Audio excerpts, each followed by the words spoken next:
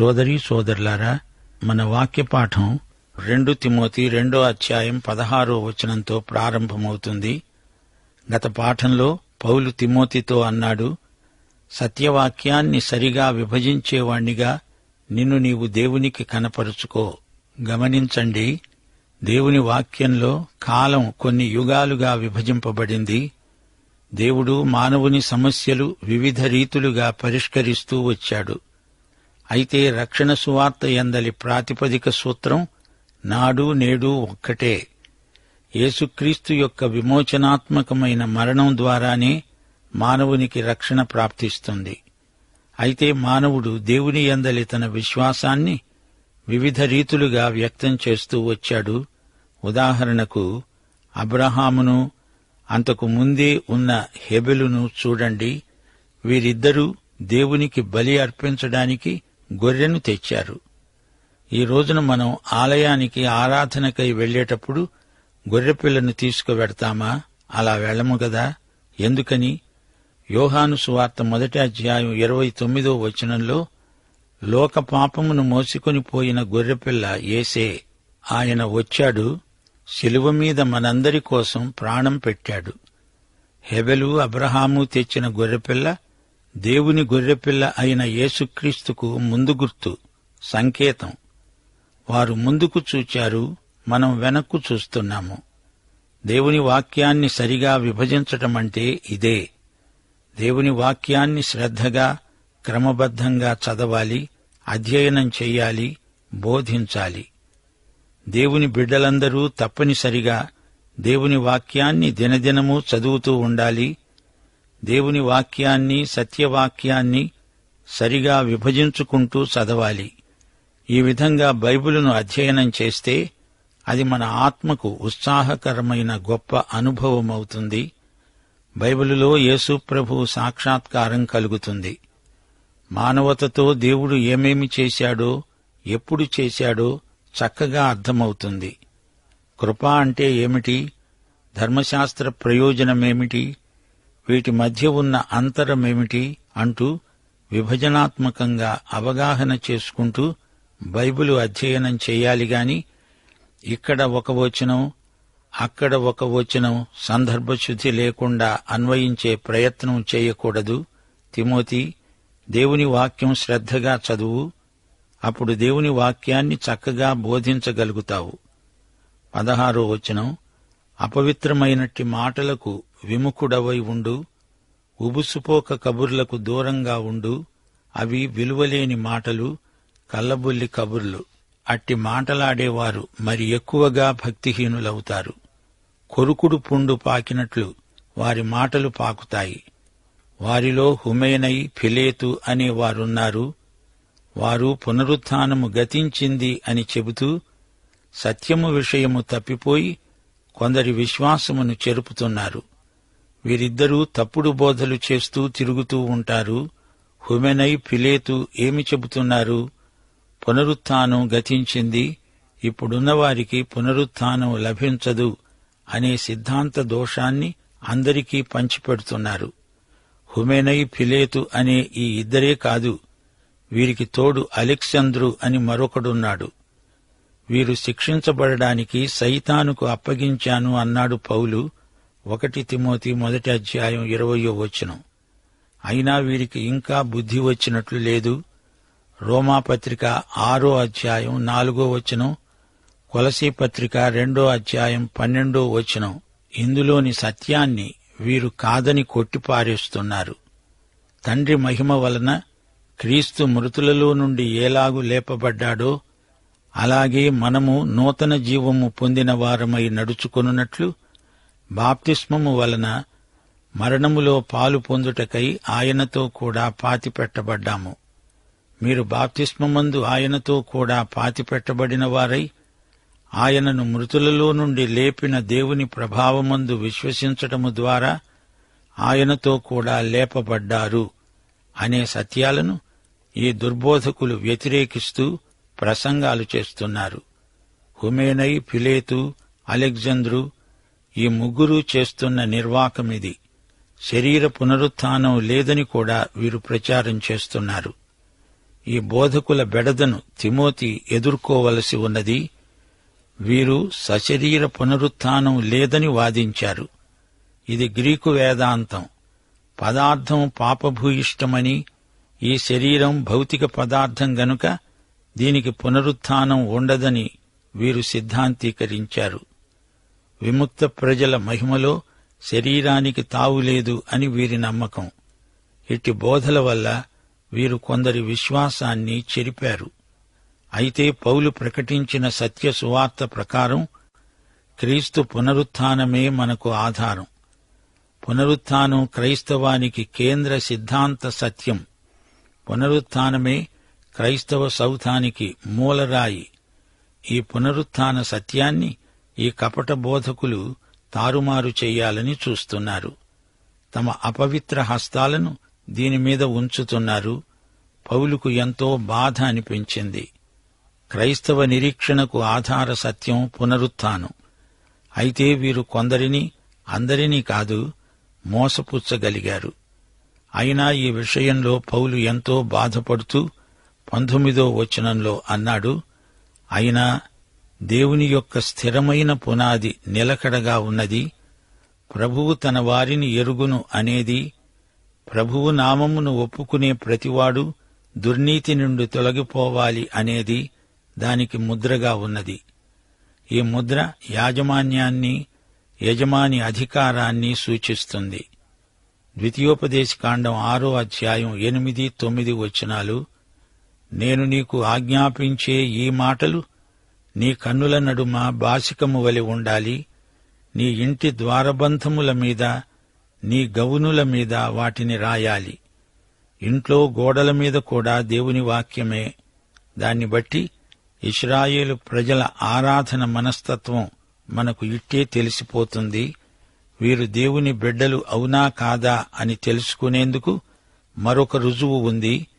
ప్రభువు నామమును ఒప్పుకునే ప్రతి ఒక్కడూ దుర్నీతి నుండి తొలగిపోవాలి, చెడుగు నుండి తొలగిపోవాలి, ప్రభువును హత్తుకోవాలి. పరిశుద్ధ జీవితమే దేవుని బిడ్డలలో గొప్ప ఆకర్షణ. మనం మన ప్రత్యేకతను కాపాడుకోవాలి. ప్రభువుకు తన వారెవరో, వారి ఆంతర్యమేమిటో బాగా తెలుసు. ఎవరూ దేవునికి మనుష్యుని గురించి సాక్ష్యమియ్యనక్కర్లేదు. ఆయన మన ఆంతర్యమెరిగినవాడు. అయితే మన చుట్టూరా ఉన్న లోకం మన పరిశుద్ధతను బట్టే మనము దేవుని బిడ్డలమని తెలుసుకుంటుంది. దేవుని సంఘపు పునాది నిలకడగలది. సార్వత్రిక విశ్వాస గృహపు పునాది గట్టిది, నిలువరమైనది. క్రీస్తే మూలకు తలరాయి. ఇది కదలని పునాది, తరతరాలుగా నిలిచి ఉన్న పునాది. ప్రభువు తన వారిని ఎరుగును, వీరు ఆయన స్వకీయ సంపాద్యం. ప్రభువు నామమును ఒప్పుకున్న ప్రతివాడు దుర్నీతి నుండి తొలగిపోవాలి. దేవుని సంఘంలో దుర్నీతికి తావులేదు. ఇది పరిశుద్ధ సంఘం. దీనికి 2 విలాసాలు, ముద్రలు. మొదటిది నిరీక్షణ, ఆదరణ. రెండోది కర్తవ్యం, క్రైస్తవుల నైతిక శీలం, పరిశుద్ధ జీవితం. ఈ 2 ముద్రలు, 2 సాక్ష్యాలు, 2 విలాసాలు. దేవునికి స్తోత్రం. ఇప్పుడు పాత్రలను గురించిన ఉపమానం. గొప్ప ఇంటిలో వెండి పాత్రలును, బంగారు పాత్రలును మాత్రమే కాక కర్ర పాత్రలు, మంటి పాత్రలు కూడా ఉంటాయి. వాటిలో కొన్ని ఘనతకు, కొన్ని ఘనహీనతకు వినియోగించబడతాయి. ఎవడైనను వీటిలో చేరక తనను తాను పవిత్రపరచుకొనిన ఎడల వాడు పరిశుద్ధపరచబడి యజమానుడు వాడుకోవడానికి అర్హమై ప్రతి సత్కార్యమునకు సిద్ధపరచబడి ఘనత నిమిత్తమైన పాత్ర అయి ఉంటాడు. ప్రియ శ్రోతలు, వింటున్నారా? ప్రతి విశ్వాసీ దేవుని ఇంటిలో ఒక పాత్ర. పాత్రను యజమాని వాడుకోవాలంటే అది పవిత్రమైన పాత్ర అయి ఉండాలి. మురికి పాత్రను దేవుడు వాడుకొనడు. యోహాను సువార్త 2వ అధ్యాయంలో యేసు ప్రభు ద్రాక్షరసం చేశాడు. 6 రాతిబానలను నీళ్లతో నింపండి అన్నాడు యేసు ప్రభు. యూదుల శుద్ధీకరణాచారానికి వాడే బానలవి. ఆ బానలను పరిచారకులు నీళ్లతో నింపారు. దేవుడు 6 రాతిబానలను వాడుకున్నాడు. ఈ రోజున కూడా దేవుడు కోరుతున్న పాత్రలు పవిత్రమైనవి. కేవలం అందమైనవి అని కాదు, అవి పరిశుద్ధమైనప్పుడే దేవుడు వాడుకుంటాడు. 22వ వచనం, తిమోతి, నీవు యవ్వనేచ్ఛల నుండి పారిపో. పవిత్ర హృదయులై ప్రభువుకు ప్రార్థన చేసే వారితో కూడా నీతిని, విశ్వాసమును, ప్రేమను, సమాధానమును వెంటాడు. శ్రోతలు, ఈ 3 ఎలాంటి కలయిక అంటారు? విశ్వాసము, ప్రేమ, సమాధానము. ఈ 3 కలిసినప్పుడు అదే ఆకర్షణీయమైన క్రైస్తవ విశ్వాస జీవితం. ప్రసంగ వేదికల నుండి వినబడే మాటలు కావివి. విశ్వాసుల జీవితాలలో పనిచేసే 3 జ్వాలాగర్భితమైన గుణత్రయమిది. 23వ వచనం, నేర్పులేని మూఢుల వితర్కములు జగడాలను పుట్టిస్తాయని ఎరిగి అట్టివాటిని విసర్జించు. సిద్ధాంత రాద్ధాంతాలకు సమయం కాదిది. సత్యం కోసం ధైర్యంగా నిలువవలసిన సమయం. సోదరీ సోదరులారా, లోకానికి నిప్పంటుకుంది, అంతా తగలబడిపోతోంది. జాగ్రత్తగా ఉండండి. ఇప్పుడు మరో ఉపమాన వాక్చిత్రం, సేవకుడు. 24, 25 వచనాలు, సత్య విషయమైన అనుభవ జ్ఞానము వారికి కలగాలని దేవుడు ఒకవేళ ఎదురాడే వారికి మారుమనస్సు దయచేస్తాడు.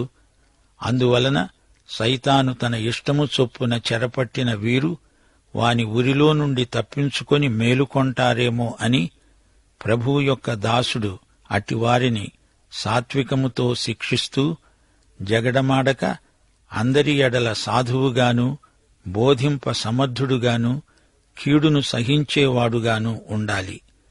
విశ్వాసి ఒక సేవకుడు అందరి ఎడల సాధు స్వభావంతో మెలగాలి.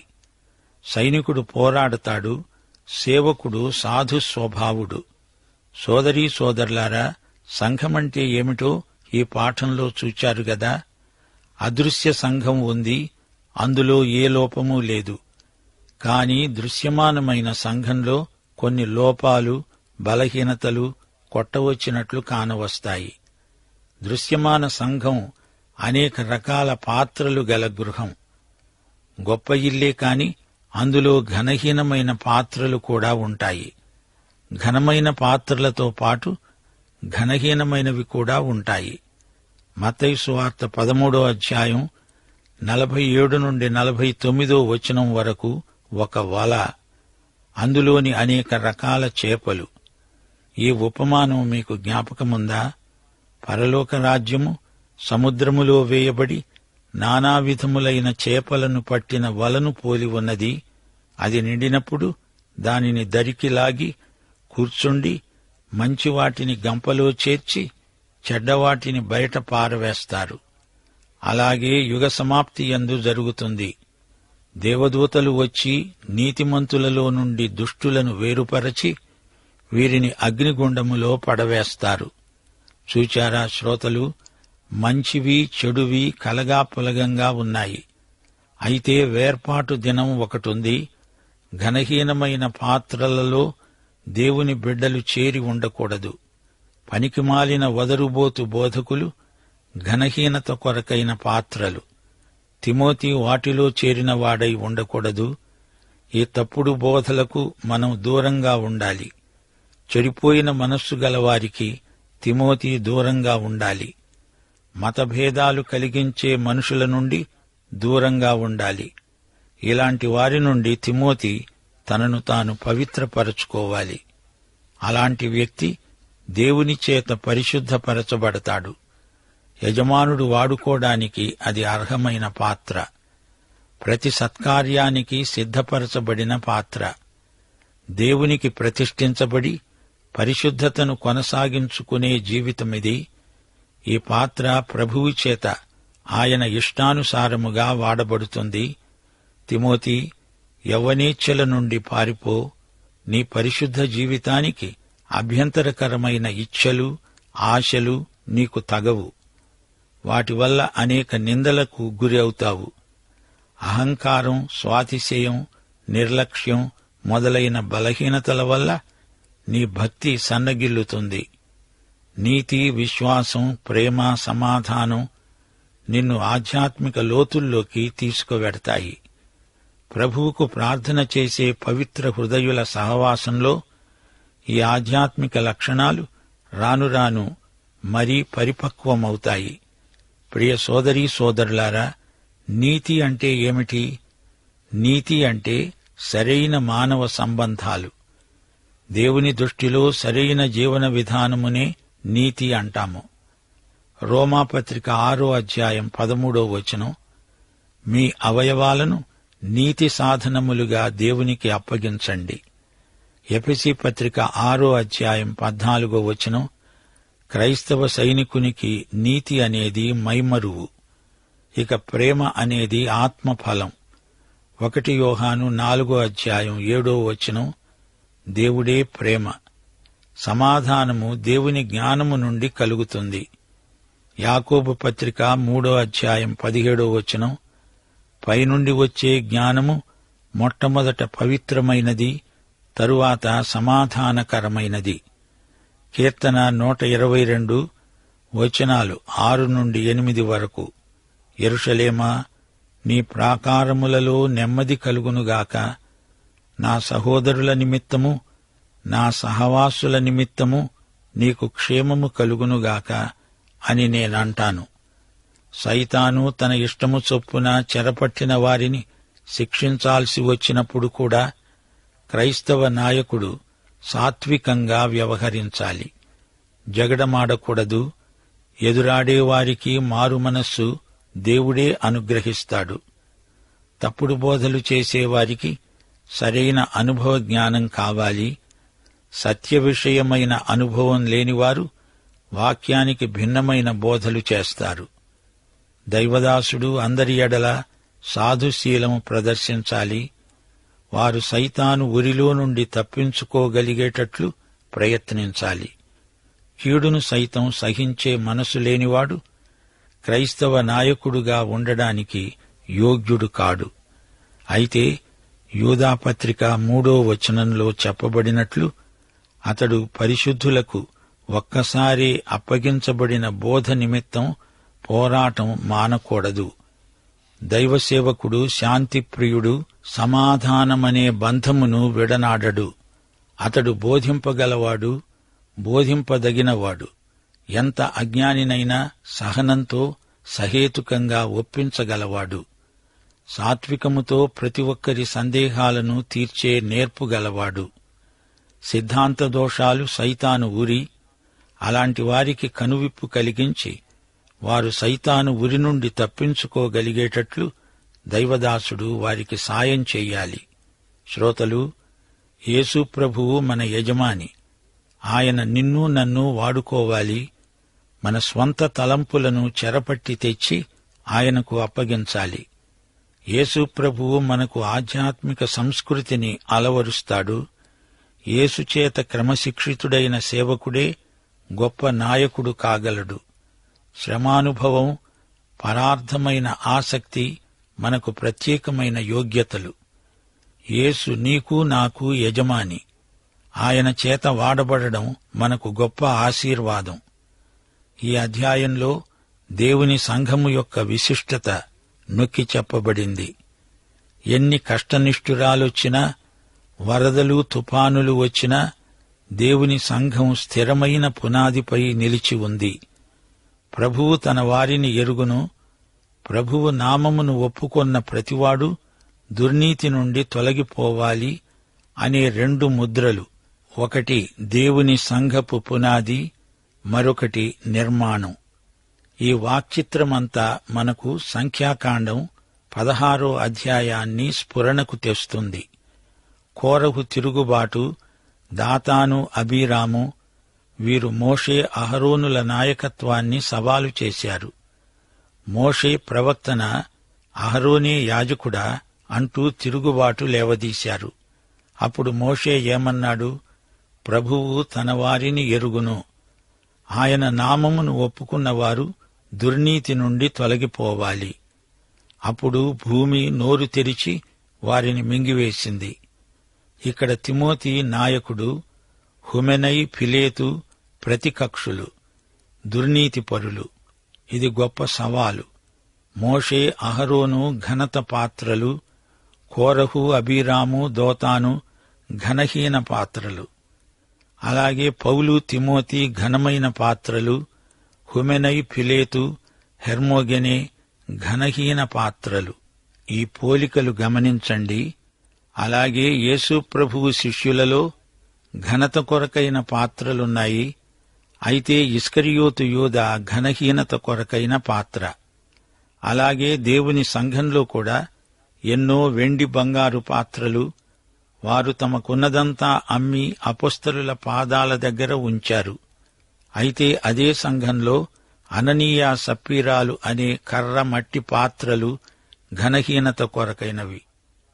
ఈ పాఠంలో పౌలు బంగారు పాత్ర, తిమోతి వెండి పాత్ర, హుమెనై, ఫిలేతు కర్ర పాత్రలు, మట్టి పాత్రలు.